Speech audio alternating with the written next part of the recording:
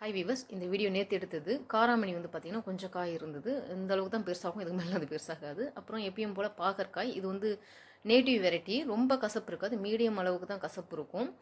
இது பாருங்கள், மூக்குத்தி அவரை யாருக்காக காய்க்குதுனே தெரியாமல் அவ்வளோ ஹைட்டில் காய்ச்சிருக்கும். அது எப்பயுமே அதே வேலை தான். இதுதான் வந்து பர்பிள் அவரை. இது பாருங்கள், கொடி வெரைட்டி. நம்ம ஒரே ஒரு கொடி தான் வச்சுருக்கேன். அது வந்து ஃபுல்லாக படர்ந்துருக்கு பாருங்கள்.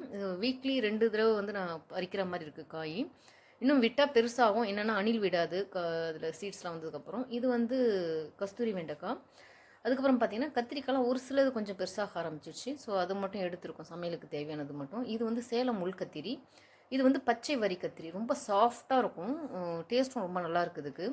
இது வந்து கருப்பு மிளகாய் பார்த்திங்கன்னா இப்போ தான் நிறைய பிஞ்சு விட ஆரம்பிச்சிச்சு. ஸோ அதில் இருக்க பெரிய மிளகாய் எல்லாமே எடுத்தாச்சு. இது வந்து பச்சை மிளகாய் தானாக மல்லிச்செடியில் முளைஞ்சிருந்தது.